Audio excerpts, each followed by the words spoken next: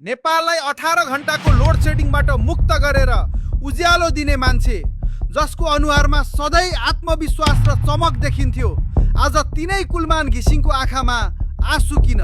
क्यामेराको लेन्सले कैद गरेको यो दृश्य सामान्य होइन। पत्रकार सम्मेलनमा बोल्दा बोल्दै कुलमानका आँखा टिलपिल भए। कुलमानले पत्रकार सम्मेलनमा भने, सहमति कार्यान्वयन हुन सक्दैन। रवि लामिछानेको इच्छा हामीसँग कहिले पनि एकता गर्ने थिएन। त्यसो भए किन गरियो त हप्तौं लामो वार्ता? किन गरियो चियापान र भेटघाट?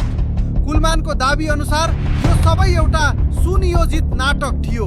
उज्यालो नेपाल पार्टीले निर्वाचन आयोगमा आफ्नो समानुपातिक बन्द सूची बुझाउने तयारी गरिरहेको थियो।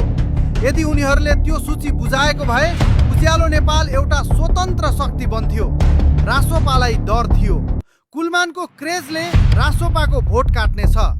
त्यही भोट नकाटियोस् भनेर रासोपाले एकताको ललिपप देखायो।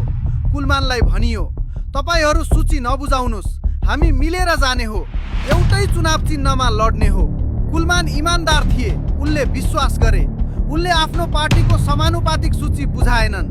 तर जब सूची बुझाउने समय घर्कियो, निर्वाचन आयोगको ढोका बन्द भयो।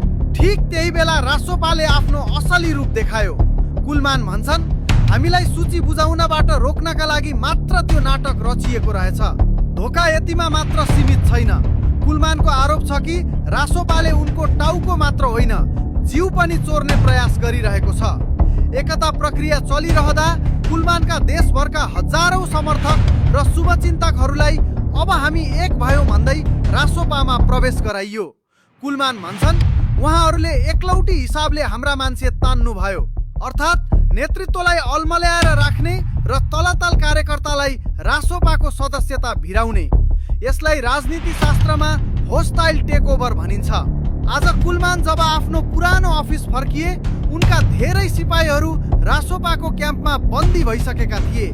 कुलमानको प्रश्न छ, के यही हो नयाँ राजनीति? के यसरी नै हो देश बनाउने? अर्काको घर रित्तो बनाएर आफ्नो घर भर्नुलाई रविजी के भन्नुहुन्छ? कुलमानको त्यो टिलपिल आँखामा केवल धोकाको पीडा मात्र होइन, आफ्ना कार्यकर्ता गुमाउनुको छटपटी पनि देखिन्थ्यो। यहाँनिर एउटा प्रश्न कुलमान घिसिङमाथि पनि उठ्छ। बिजुलीको तार जोड्न सिपालु इन्जिनियर राजनीतिमा तार जोड्न किन असफल भए? के उनी साह्रै सोझा भए वा रवि लामिछाने साह्रै चलाक?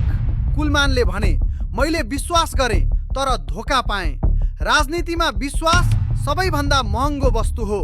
रवि लामिछाने जो मिडिया र मास पोलिटिक्सका खेलाडी हुन्, उनले कुलमानको इमोसनसँग खेलेको देखिन्छ। कुलमानले सोचेका थिए, हामी दुवै नयाँ हौं, देश बनाउन आएका हौं, नियत सफा होला। तर उनले बिर्से, राजनीतिमा नियत भन्दा रणनीति ठुलो हुन्छ। कुलमानको यो हार मात्र होइन, यो एउटा पाठ हो। उनी अहिले घाइते बाघ जस्तै भएका छन्, तर याद राख्नुस्, घाइते बाघ अझ खतरनाक हुन्छ।